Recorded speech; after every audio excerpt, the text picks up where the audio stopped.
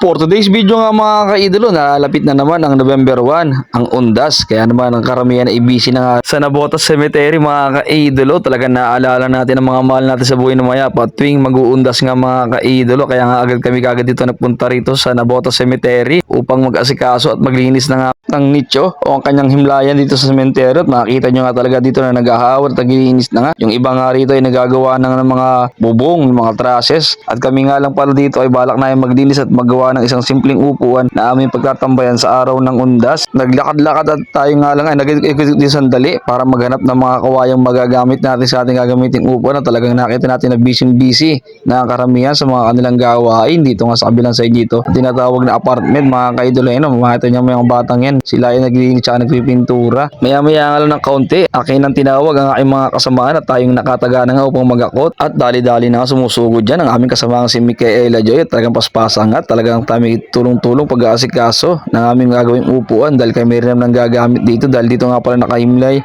ang aming daddy, Nana Inda, Tate Juan sa kabilang side at sa baba naman na ay aming Tito Rapi. Hindi ko na nga pala napakita yung ating pagkataga ng kawayan at dito na nga sa ating moving fast forward tayo nga ay nagtatayo na ng isang malita poste na ating gagamitin magiging paa ng ating gagawing upuan. Tulong-tulong nga kami dyan. Kasama nga pala niya namin siyempre si AA, ang aking Alipores, si Meso at si Michael. Habang nga pala tayo busy dito sa paggagawa, tayo muna ay magka-shoutout ng ating ilang followers na gustong ma-shoutout sa ating mga vlog. At syempre, shoutout kay Bernadette Cruz Binaluyo. Sabi niya, shoutout naman yan, idol. Ayan, shoutout sa iyo. And God bless. Salamat sa iyong suporta.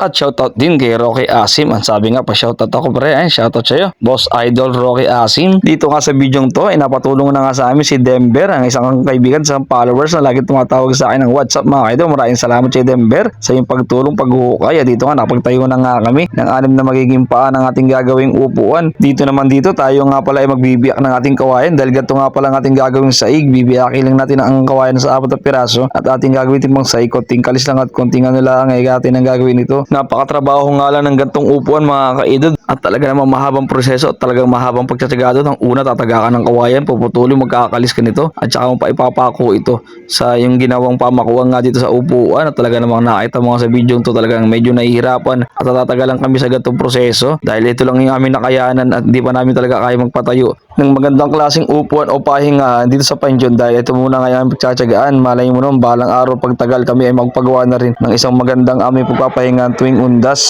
At isang mabilisang forward nga lang tayo mga kaidol.